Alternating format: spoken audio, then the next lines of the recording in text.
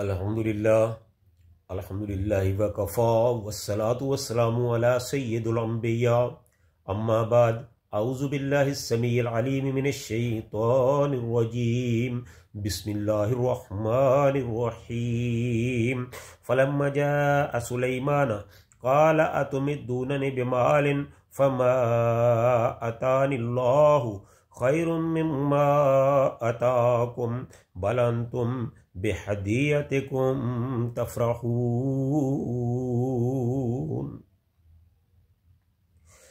फिर जब आए सुलेमान के पास, काला अतुमिद्दूना ने, तो कहा उसने, क्या तुम माल से मेरी मदद करना चाहते हो?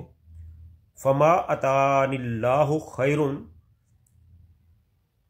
वो माल जो अल्लाह ने मुझे दिया है वो इससे बेहतर है, मिम्मा अताकुम, जो अल्लाह ने तुम्हें दिया है, बल अंतुम, बल्कि तुम ही हो, बेहदियतिकुम तफरहून, जो अपने तोहफों पर खुश होते हो। हर किस्म की हम्दो सना अल्लाह ताला की ज़ाते वाला सफ़ात के लिए, जो सारे जहानों का खालिक व मालिक और परवरदिगार है। लाखों करोड़ों दुरूद सलाम सरवर कायनात, फ़ख्र मौजूदात, इमामुल अंबिया, इमामुल हरमैन, इमामुल क़िबलतैन, सैयदुस सकलैन, जद्दुल हसन वल हुसैन, हज़रत मुहम्मदुर रसूलुल्लाह सल्लल्लाहु अलैहि व आलिहि वसल्लम की ज़ात पर। तो जैसा कि आपको मालूम है कि सूरत नमल का तर्जुमा और तफसीर का सिलसिला जारी है।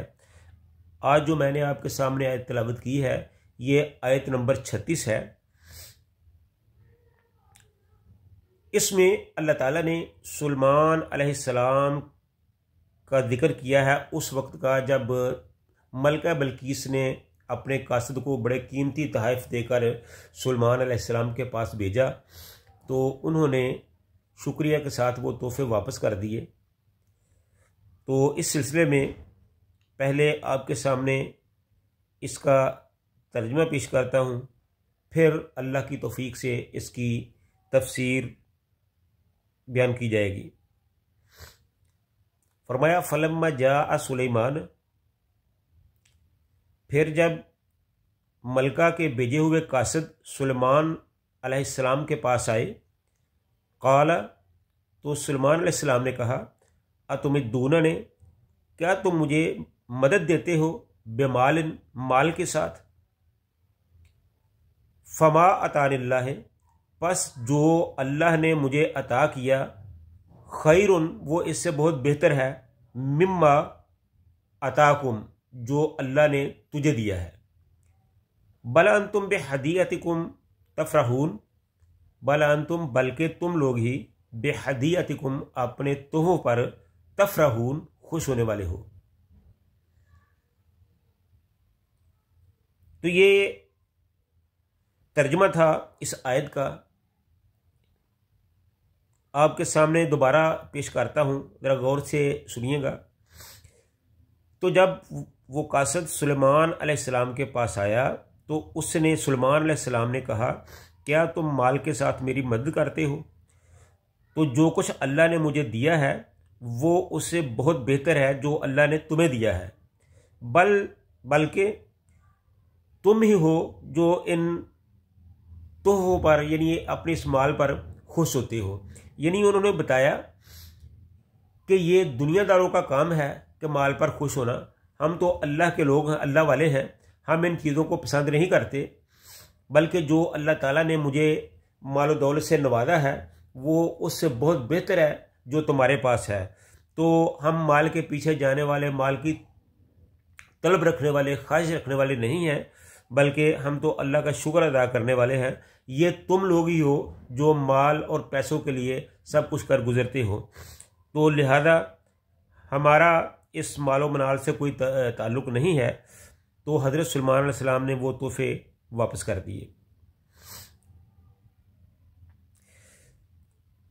अब इसकी तफसीर जो है मुख्तसर वो आपके सामने पेश है।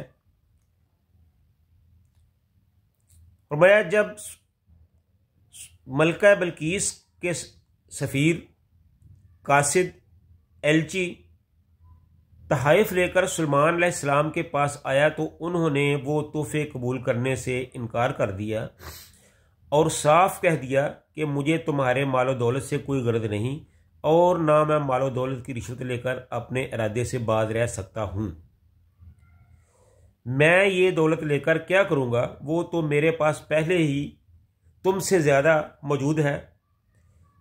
क्या तुम चाहते हो कि मैं तुमसे मालो दौलत लेकर खुश हो जाऊँ और तुम्हें कुफ्र शिरक पर कायम रहने दूँ? अतुमिद्दूनने